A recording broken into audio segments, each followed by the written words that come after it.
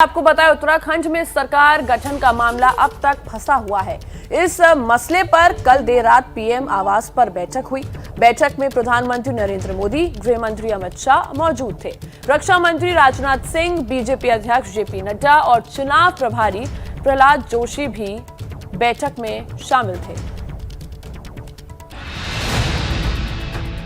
70 में से 47 सीटें जीतकर उत्तराखंड में बीजेपी एक बार फिर सत्ता में आ गई। प्रचंड बहुमत मिलने के बाद भी उत्तराखंड में बीजेपी का ब्लड प्रेशर बढ़ा हुआ है। ऐसा इसलिए है क्योंकि उत्तराखंड का अगला सीएम कौन होगा, इस सवाल पर से काले बादल अब तक नहीं छट पाए। बीजेपी को जनादेश तो मिला, लेकिन खटीमा से कार्यवाहक सीएम पुष्कर सिंह धामी को हार का सामना करना पड़ा। ऐसे में क्या उनको एक बार फिर मौका देगी बीजेपी, या सीएम के रूप में नया चेहरा सामने आएगा? इस सवाल का जवाब होली के तुरंत बाद मिल सकता है, जब बीजेपी के उत्तराखंड पर्यवेक्षक 19 मार्च को देहरादून जाएंगे, जहां विधायक दल की बैठक में मुख्यमंत्री के नाम पर मुहर लगेगी। उत्तराखंड के सीएम की रेस में जो दावेदारी पेश कर रहे हैं, उनमें सबसे आगे चल रहे हैं खुद पुष्कर धामी, स्वास्थ्य मंत्री धन सिंह रावत, राज्य में कई बार कैबिनेट मंत्री रहे सतपाल महाराज, उत्तराखंड में बीजेपी के प्रदेश अध्यक्ष मदन कौशिक, पूर्व सीएम भुवन चंद्र खंडूड़ी की बेटी रितु खंडूड़ी और मसूरी से विधायक गणेश जोशी। इसके अलावा केंद्रीय रक्षा राज्य मंत्री अजय भट्ट और राज्यसभा सांसद अनिल बलूनी भी रेस में हैं। हालांकि अभी किसी भी नेता ने अपने नाम की पुष्टि नहीं की है और सबका कहना है कि केंद्रीय नेतृत्व और विधानमंडल दल मिलकर ही इस बात का फैसला करेंगे।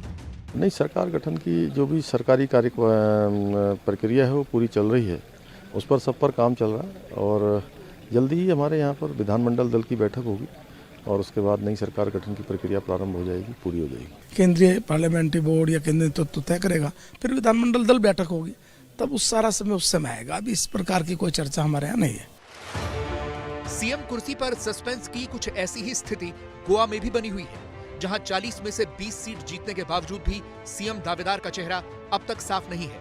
इतना ही नहीं, बल्कि पार्टी में अंदरूनी कलह के भी कयास लगाए जाने लगे हैं। दरअसल गोवा में कुर्सी की लड़ाई के लिए बीजेपी के दो बड़े नेता सीएम प्रमोद सावंत और विश्वजीत राणे में खींचातानी शुरू हो गई है। विश्वजीत राणे ने तो प्रमोद सावंत को अपना नेता तक मानने से इनकार कर दिया है। विश्वजीत राणे ने आज मराठी अखबार लोकमत में पूरे पेज का एक पोस्टर छपवाया और इस पोस्टर से प्रमोद सावंत का चेहरा ही गायब था। ऐसा ही कुछ पोस्टर कल उनकी विधायक पत्नी दिव्या राणा ने भी छपवाया था, जिसमें प्रमोद सावंत की तस्वीर नहीं थी।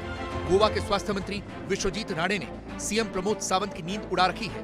इसका सबूत आज तब मिला जब उनसे प्रदेश के अगले सीएम के बारे में सवाल पूछा गया। प्रमोद सावंत सवाल से बचते हुए दिखे और अंग्रेजी में विधायकों की शपथ की बात करने लगे। कल बाकी सभी एमएलए 39 एमएलए को शपथ दिया जाएगा। Thank you. So the Ganesh Gavkar has appointed as the authorized person to give the oath for the other 39 MLAs.